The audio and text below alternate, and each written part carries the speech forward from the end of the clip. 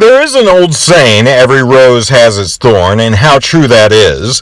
There is a pointed side to every blessing or obtaining any good thing out of life. We often want many blessings from the Lord without a drop of blood involved. We may pray to be made more patient, yet God sends us through seasons of waiting under pressure, or people who will test that patience. Or we may pray for more purity and godliness, yet God may allow some sore temptation to force us to exercise purity in shunning evil. We may pray indeed for great faith, yet God may send us through thorns of circumstances that our human eyes see no way through. Yet we are forced to live by faith in spite of some pointed emotions or seemingly hopeless circumstance. There are many spiritual roses too, that are not lacking thorns. As we wait for the blessing of the blossom, should we not endure the thorns of the process? A man may have married and he loves his wife, yet he fell in love when he saw her rose, but then later is tested by her thorns.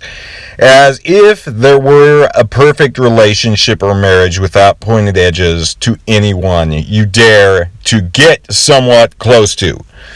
That is life. Life itself is indeed a gift and a rose to human beings. Yet, as Job said, shall we only accept good from the Lord and not evil? Meaning, should we only enjoy prosperity but not thank God for even seasons of trouble? Though indeed God created this world perfectly, sin brought added thorns that need not be there. Yet your Savior wore the crown of thorns for you. Shall we not also bear the troubles of life, that he may also allow? He authored not the pain in this world, but he bore in his body the painful affliction sin introduced. He embraced these thorns you too must endure. Though in time he will restore this world to the way it ought to be, in the now we must accept life has its blooming beauties, but also its thorns of affliction. We ought to bear all things with a good attitude and hopeful disposition. Though blood may be extracted, he too will use those drops of blood to water the flowers.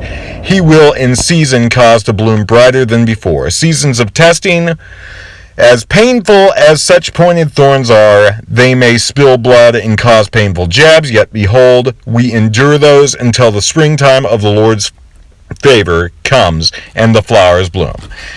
As Zechariah 10:1 says, ask the Lord for rain in the springtime. It is the Lord who sends thunderstorms. He will give showers of rain to all people and plants of the field to everyone. Shall we not pray God sends his blessing at the right time and brings his refreshing relief in the springtime seasons, but wait in patience as the seasons of sorrow may linger, even as long winter tries to cling. Yet in season the sun grows warm, and the ice will melt, new leaves will appear, and the flowers yet again will bloom. Yet we do not have to wait in vain through ice-filled days. We continue to do what's right and seek what is good, just so that he can send the blessing of spring in its due season. Trials last as long as necessary, yet will leave behind fragrant roses of blessings thereafter. Shall we only expect to see spring, but not endure cold winter snow before? Yet shall you only think on the other extreme that life is just an endless cold, dark, and full of chilling winds and biting ice-cold air. Both sorrows and joy come from the same hand.